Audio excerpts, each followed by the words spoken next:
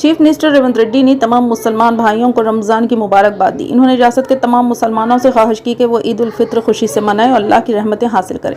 पैगाम में chief minister Revanth Reddy ने कहा कि मुसलमानों से रमज़ान की ईद खुशी से मनाने की अपील की जाती है, जो एक महीने के सख्त रोज़ों के बाद अपने तमाम ख़ानदान के अफराद और दोस्तों के साथ मनाई जाती है। इन्होंने कहा कि रमज़ान ये पैगाम देता है कि इंसानी खिदमत तमाम खिदमात से बालाता है, सेक्युलरिज्म और मजहबी हम आहंगी की रियासत की अलामत है। इन्होंने कहा कि तेलंगाना गंगा जमनी तहजीब की अलामत है और इनकी हुकूमत मुस्लिम अक़लियतों की तरक्की को अव्वलीन तरजीह देती है। इसकी एक कड़ी के तौर पर इक़्तिदार में आने के पहले 100 दिनों के अंदर हुकूमत ने पुराने शहर हैदराबाद में मेट्रो रेल लाइन का संग बुनियाद रखा था और अक़लियतों की बहबूद के लिए बजट में मख्तस रकम में इजाफा किया था। इन्होंने कहा कि अक़लियती अक़ामती स्कूलों में ज़ाती इमारतों की तामीर के लिए अराज़ी फराहम की है। चीफ मिनिस्टर रेवंत रेड्डी ने दुआ की कि रियासत तेलंगाना खुशहाल हो और तमाम लोग खुशी से एक साथ रह सकें।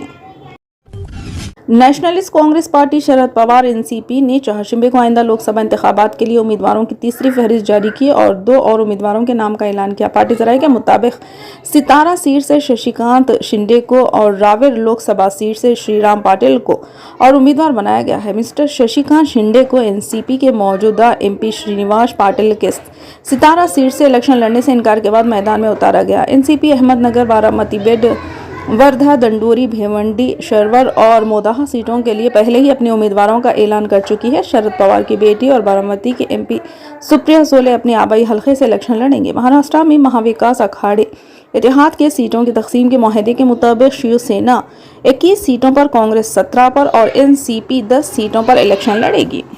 रियासत में 19 अप्रैल से 20 मई तक 5 मरहलों में इंतखाबात होंगे। सुप्रीम कोर्ट ने आज फिर एक बार योगा गुरु बाबा रामदेव और इनके शागिर्द पतंजलि के मैनेजिंग डायरेक्टर आचार्य बालकृष्णन की माफ़ी को मुस्तरद कर दिया। पतंजलि आयुर्वेदिक के गुमराहकुन इश्तिहारात से मुताल्लिक़ तौहीन अदालत के मामले में दोनों ने एक बार फिर माफ़ी मांगी, लेकिन अदालत ने एक बार उन्हें माफ़ी देने से इनकार कर दिया। जस्टिस हेमा कोहली और जस्टिस अहसनुद्दीन अमानुल्लाह की बेंच ने इंडियन मेडिकल एसोसिएशन की तरफ से दायर दरख्वास्त की समाअत करते हुए कहा, हम इस हलफनामे को कबूल करने से इनकार करते हैं। ये तौहीन जानबूझकर की गई है। वो बाबा रामदेव और बालकृष्णन इसके नतायज भुगतेंगे।